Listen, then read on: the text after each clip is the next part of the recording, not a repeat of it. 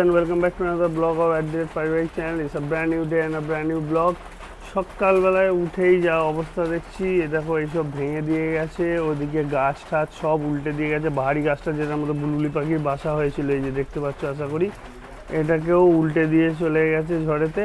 মানে কালকে আমরা ঘর থেকে খুব ভালো বুঝতে পারিনি, কিন্তু ঝড়টা খুব খারাপ হয়নি, বেশ ভালো লেভেলেরই হয়েছে. সব উল্টে পাল্টে দিয়ে গেছে. পেছনে সব আমাদের নাকি কলা গাছ উল্টে দিয়েছে, সেসব আমি এখনও দেখিনি, পরে যাচ্ছি তোমাদেরকে দেখাচ্ছি. ছাতা নিয়ে যেতে হবে, আপাতত একটু ফ্রেশ হয়নি. ফ্রেশ না হয়ে আমি ডাইরেক্টলি দেখাতে চলে আসলাম তোমাদেরকে. ওইদিকে তো অনেক কিছু মানে অনেক তাণ্ডব করেছে, আম ফাম সব ফেলে দিয়েছে যেটুকু যা ছিল, খুবই বাজে অবস্থা. তো যাই হোক, একটু পরে তোমাদেরকে সব দেখাচ্ছি. চলো গিয়ে পেছনের দিকে. আপাতত এই যেটুকু খারাপ অবস্থা আপাতত আমি দেখতে পারলাম উঠেই, সেটা হচ্ছে এই ভারী গাছটাও ভেঙে দিয়ে গেছে, এইসব উল্টে পাল্টে দিয়ে গেছে. এরকম অবস্থা, মানে ঝড়টা ভালোই হয়েছে বেশ. আমি ফ্রেশ হয়ে নিয়ে একটু বাইরের দিকটাতে বেরোলাম, কি ক্ষয়ক্ষতি হয়েছে একটু দেখার জন্য. চলো তোমাদেরকেও দেখাই. আগে পেছন দিকটার থেকে স্টার্ট করি. দেখি পেছন দিকে বাবা বলছিল যে কলা গাছটা সব পড়ে গেছে, দেখবো একবার. এই দেখো এই গাছটা গোড়া থেকে উপড়ে দিয়েছে. তাহলে জোরটা খুব কম ছিল না, সেটা আশা করি বুঝতেই পারছো. দেখো গোড়া থেকে উপড়ে দিয়েছে পুরো ভারী গাছটা, যেটাতে বুলবুলির বাসা হয়েছিল. বাকি এদিকে তো সব ঠিকঠাক আছে মনে হচ্ছে দেখে. চলো দেখি যাই পেছনের দিকে. এই দেখো কলার কাঁদি পড়ে গেছে, এটাই প্রমাণ যে কলা গাছ পড়েছে. কলার কাঁদি পড়ে রয়েছে, এই দেখো বাবা নিয়ে এসে রেখেছে এখানে এসব কলার কাঁদি. এই সমস্ত কোথা থেকে হোল্ডিং মনে হয় উড়ে এসছে, সেসব বাবা এগিয়ে রেখেছে. আর পেছনের অবস্থা দেখি, হ্যাঁ তাণ্ডব, পুরো তাণ্ডব লীলা চালিয়েছে. এখনও এত হাওয়া চালাচ্ছে যে গায়ে জলটা আসে. আমি এইমাত্র নাল স্কুলে দেখলাম এখনও 90 কিলোমিটার স্পিড ঝড়টার, স্টিল নাও ল্যান্ডের ওপরেও. এই দেখো সব ভেঙে ভুঙে দিয়ে তছনছ করে দিয়ে চলে গেছে সমস্ত কলা গাছ ভেঙে. এখানটা পুরো ঝাড় হয়েছিল কলা গাছে, কলা গাছ ভেঙে ভুঙে তছনছ করে দিয়ে চলে গেছে. বুঝেছো কী অবস্থা বাবা, রীতিমতন. মানে কালকে আমি এখন যা দেখলাম একটা গ্রুপেতে, মধ্যম রেসিডেন্সিয়াল গ্রুপেতে, আমি আর কি তখন ঘুমিয়েই পড়েছিলাম, 2:40 নাগাদ নাকি আমাদের এদিকটাতে অ্যাটাকটা করেছে. যেমন ওই 2:30 থেকে 2:40 মধ্যেই আমাদের এদিকটা অ্যাটাকটা করে বেরিয়েছে, আর এই সমস্ত করে দিয়ে গেছে. তো ঘাসগুলো দেখো না, শুইয়ে দিয়ে গেছে পুরো, ঘাসগুলো শুয়ে গেছে পুরো. মানে এই দিক থেকে হাওয়াটা ঢুকেছে বোঝাই যাচ্ছে, ঘাসের অভিমুখটা দেখে বোঝাই যাচ্ছে এই দিক থেকে হাওয়াটা ঢুকেছে, প্লাস গাছটা ওদিকে উল্টে গেছে, মানে বোঝাই যাচ্ছে হাওয়াটা এই পাশ থেকে ধাক্কা মেরেছে. এই সমস্ত করে দিয়ে চলে গেছে. এদিকগুলো তো গাছ নেই, বোঝা যাবে না. গাছ যেখানেই থাকবে সেখানটাই বোঝা যাবে যে কী করে দিয়ে গেছে. এই দেখো চারিদিক তছনছ. যাই হোক একটু ওদিকটা আমতলাটায় যাই. আমতলা থেকে তো বাবা তো বললো প্রচুর আম পড়ে গেছে, সব কাঁচা আম. এবার এই আম আর থাকবে না, নষ্ট হয়ে যাবে, তার নেই ঠিক, কার্বাইড দেওয়া মুশকিল হবে এই আম গাছেতে. এই দেখো না, এই দেখো ফুল গাছগুলো কী করে দিয়ে গেছে, দেখো দেখেছো ফুল গাছগুলো হেলিয়ে দিয়ে গেছে, এখানে সব শুইয়ে দিয়ে গেছে, একেবারে যাতা অবস্থা. তাও ভাগ্য ভালো এই মাচা ফাচাগুলো কিছু করেনি, নাহলে এগুলো ভেঙে দিয়ে গেলে শশা গাছগুলো ড্যামেজ হয়ে যেত. আর বৃষ্টি তো আজ সারাদিনই হবে মনে হচ্ছে, বিকেল অবধি অ্যাটলিস্ট, তারপর যদি ছাড়ে. আর দেখি এদিকটা লেবু গাছও মোটামুটি একটু আধটু লন্ডভন্ড হয়ে গেছে. দেখো না পাতা পাতা পাতা পাতা, সারা রাস্তায় কত পাতা দেখেছো, তাহলে ভাবো কীরকম দিয়েছে. আম গাছ থেকে আম ফাম ফেলে দিয়ে গেছে. বাবা ওই যে কুড়িয়ে রেখেছে, চলো তোমাদের দেখাই. বাবা আর ব্যাগ তুলে নিয়ে যেতে পারিনি, বললো পরে তুলবো. এই কুড়িয়ে রেখেছি, কোমর ব্যথা হয়ে গেছে নিচু হতে হতে. তো এখানে চারিদিকে আম পড়েছিল, বাবা সব কুড়িয়ে দেখো ফাটিয়ে দিয়েছে.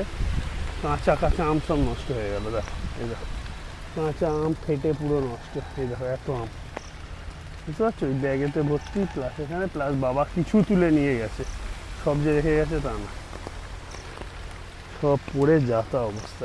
এই এখানেও, শুধু ওখানে নয়, দেখো এখানেও আম, এখানে তো আম পড়ে আছে.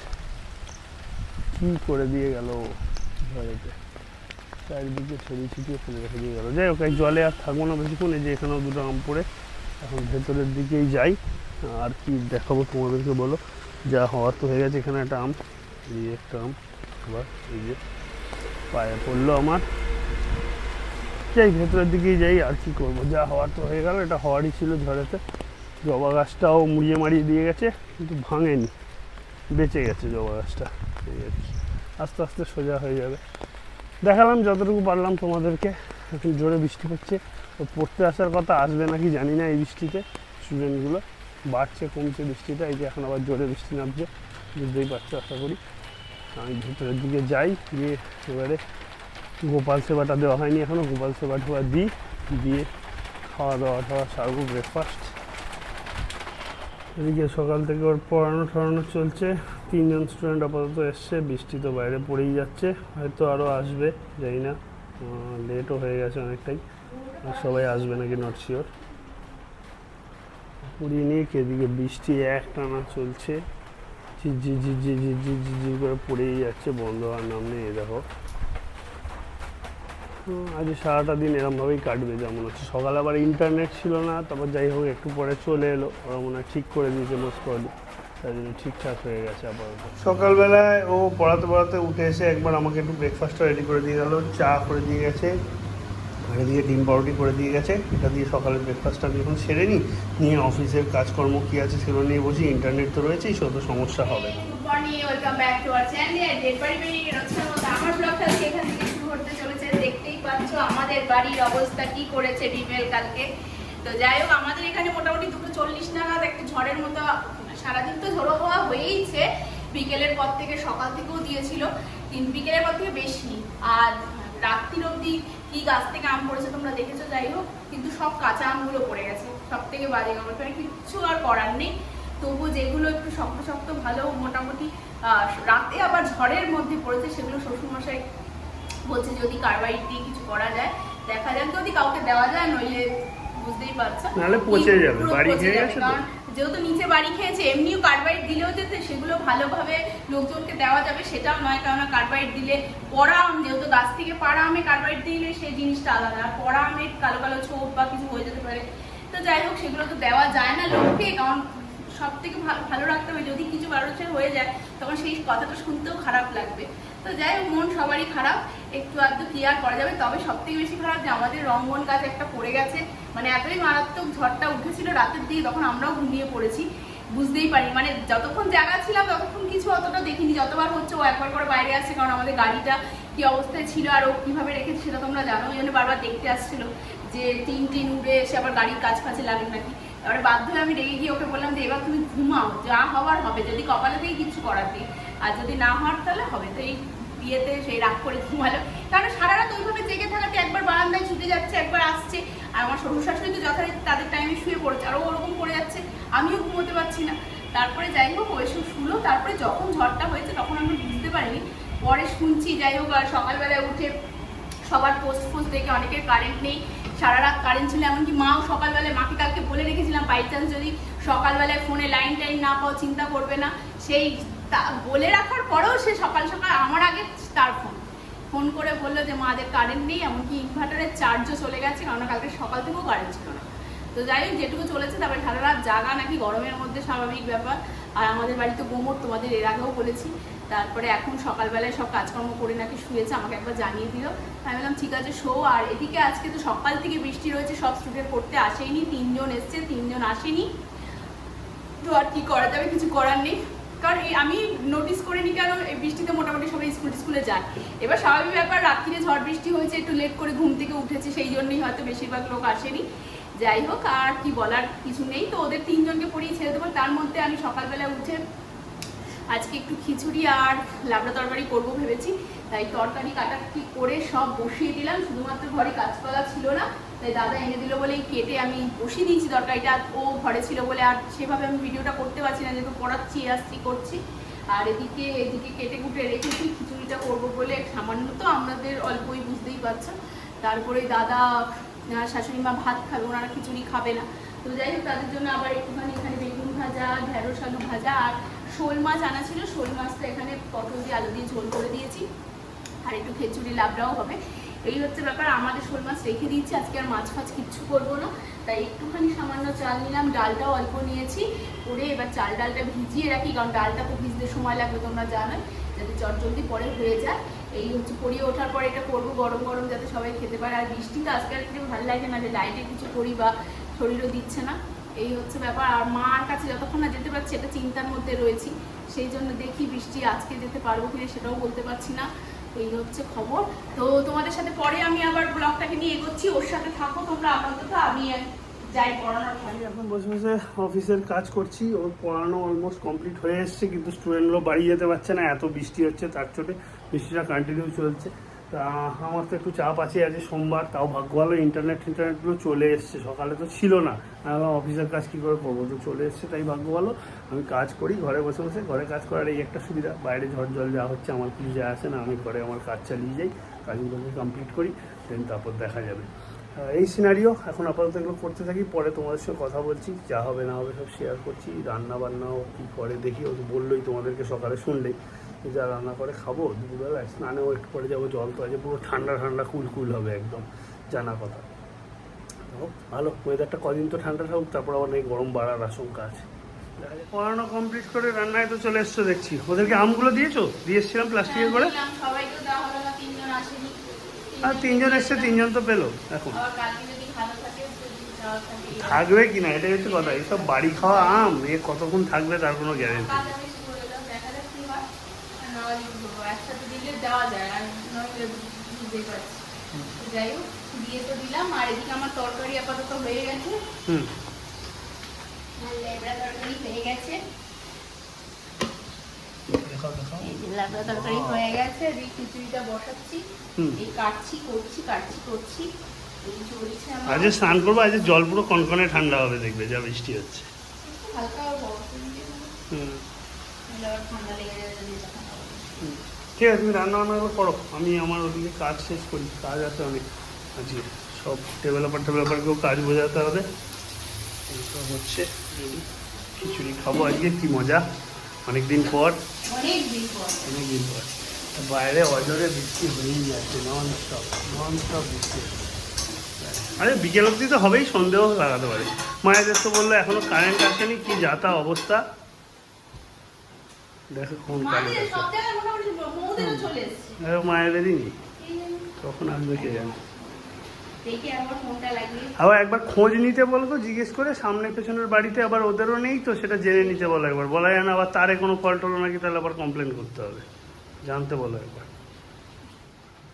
তো রেডি হয়ে এসছে মনে হচ্ছে এবারে, একদম নিরামিষ। আচ্ছা, ভাজা লাবড়া খিচুড়ি, না চাটনি ফাটনি দরকার নেই, ঠিক আছে ঠিক আছে, চাটনি লাগবে না, এই করো তাতেই হবে। এদিকে মা খেতে বসে গেছে, মানে টাইম হয়ে গেছে বলে, আমরা তো এবারে স্নানে যাবো, ওর এই কমপ্লিট হলেই তারপরে আমি কাজও চালাচ্ছি। আজকে যা ওয়েদার, কাজও করতে ঠিকঠাক ইচ্ছা করছে না, মাঝে মাঝে কাজ করছি, মাঝে মাঝে একটু বৃষ্টি দেখতে উঠছি, তার উপরে 50 বার কারেন্ট যাচ্ছে আসছে, এই চলছে কাজ, আর কি বলবো। স্নান দান কমপ্লিট হয়ে গেছে, গরম গরম খিচুড়ি বাড়ছে, খিচুড়ি, তার সাথে বেগুন ভাজা, তার সাথে ঢেঁড়স ভাজা, তার সাথে আলু ভাজা, ভাজার ভাজা, তার সাথে আবার লাবড়া। আজকে হেভি খাওয়া দাওয়া, হেভি, তার সাথে আবার পাঁপড়ও আছে, পাঁপড়ও আছে, ফাটাফাটি খাওয়া দাওয়া আজকে, একদম মানে দিলখুশ খাওয়া দাওয়া পুরো আজকে একদম। এইসব দিয়ে তো খেলে জীবন। হ্যাঁ, তবে সবসময় এইসব খাবার ভালো লাগে না, এই যে স্পেসিফিক ওয়েদারটা, রোম্যান্টিক বৃষ্টি সম্পন্ন ওয়েদারটা, এই ওয়েদারেই এই খাবারগুলো একদম জাস্ট জমে যায়, মানে এর ওপরে আর কিছু হতেই পারে না। হ্যাঁ, তার সঙ্গে যদি একটু ইলিশ মাছ ভাজাও থাকতো, ও আজকে তো নিরামিষ, আরে নিরামিষ, হ্যাঁ সেই হিসেবে ঠিক আছে, বলছি। আমিও একটুখানি নিয়েছি, ও নিয়েছে, একটু খাচ্ছে, আজকে একটু খেতেই হবে। দারুণ খাওয়া দাওয়া হবে আমাদের। আমি এখানে কাজ করছিলাম, একটু উঠলাম, ওদিকে ওর খাতা লেখালেখি করছে স্টুডেন্টদের। আর জিমে যাচ্ছ বলছো ঠিকই, আমি বুঝলাম সেটা, কিন্তু মুশকিল হচ্ছে এই বৃষ্টিতে কজন জিমে আসবে, তাই দেখো কন্টিনিউয়াস বৃষ্টি পড়ে যাচ্ছে, কোনো থামার নাম নেই। বলেছিল বিকেলবেলায় থেমে যাবে, আমি তো কিছু থামার মতন গতি প্রকৃতি দেখছি না এখনো পর্যন্ত, কন্টিনিউ হয়েই যাচ্ছে বৃষ্টি, এমন অবস্থা। চলো জিমে যেতে হলে চলো, তারপর গিয়ে দেবো, ফাঁকা থাকলে মাছি মারবো আর গল্প করবো, সেরকমই অবস্থা এখন আজকে, কি বলো? ঘরে বসে থেকে টাইম ওয়েস্ট করে কোনো লাভ নেই, ও যেতে চাইছিল না, আমি তাও বললাম বৃষ্টিটা যখন থেমেছে তখন চলো যাও, আবার কারেন্ট চলে গেল, কি অবস্থা। যাই হোক, একটুখানি জিমটা করে আসি, একটু দেখতে যাওয়ার ইচ্ছা আছে, যার জন্য ভাবছি একটুখানি জিম করে ওই পথেই চলে যাবো, যদি বাড়িতে থেকে আর যাওয়া হবে না, নইলে আমার বাইক ড্রাইভারও যাবে, কারেন্ট চলেও এলো, কি যে হচ্ছে, এরকমই হচ্ছে। আর একটা দিন এই জন্য খাতাগুলো দুপুরবেলা থেকে নিয়ে চেক করতে পারি, ও ভেবেছিল হালকা পাতলা করবে, সেরকম একটা কিছু করবে না, আর পিটি হয়তো করবে না। সে আর ওর করা হলো না, উল্টে কতখানি হেভি ওয়েট দিয়ে করাচ্ছে দেখো। এদিকে অলরেডি 140 কেজি লাগানো আছে, আবার ওই ছেলেটি এর ওপর উঠে বসছে। ও বলছে আমার 55-60 কেজি ওজন, বেশি ওজন না বলে ও উঠে বসে বললো।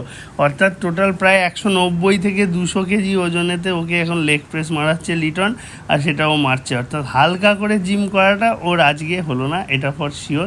তো যাই হোক, আমি ভিডিও করছি, তাও আমি লিটনকে বললাম যে লিটন সাবধানে, যেন আবার চোট ঠোট না লেগে যায়, তখন ও যায় মুশকিল। ও বললো সে তুমি চিন্তা করো না, আমি তো আছি সাইডে, অসুবিধা হবে না। দিয়ে করাচ্ছে, ও করতেও পারছে, ও পা অনেক স্ট্রং। আমি তো 25-50 কেজি মারতে গেলেও আমার পা ব্যথা করে, আর ওখানে ও কিনা 200 কেজি দিয়ে ওয়েট মারছে। বাবা সত্যি ও মানে স্ট্রেংথটা খুব ভালো বিল্ড আপ করেছে। এইসব মানে চেহারা ওয়েট লস তো করেছেই, তার সাথে সাথে ওর স্ট্রেংথটাও খুবই খুবই ভালো বিল্ড আপ হয়েছে, আমি যা এতদিন অবধি দেখছি।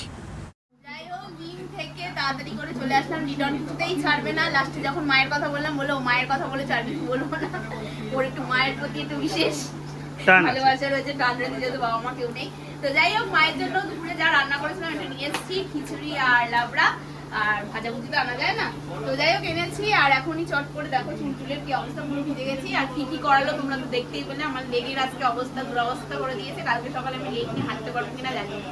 তো যাই হোক, এখানে বেরিয়ে যাবে, একটু বসি। আর পাখা টাকার কি খবর হয়েছিল? সব ঠিকই আছে, সব ঠিকই আছে এখন, ওকে পারফেক্ট। তো যাই হোক, দেখি তারপরে একটু কথা কথা বলে বেরিয়ে যাবো। জিম থেকে বাড়িতে ফিরলাম, তো জিম থেকে তো আগে শাশুড়ি মায়ের কাছে গেলাম, তোমাদেরকে দেখালামই, দেখলে। সব দিয়ে ঠিয়ে বাড়ি চলে এসেছি। আজকে ওয়েদারটা মোটামুটি মনে হচ্ছে পরিষ্কার হয়ে যাচ্ছে, কালকে থেকে মনে হচ্ছে রোদ্দুর উঠবে।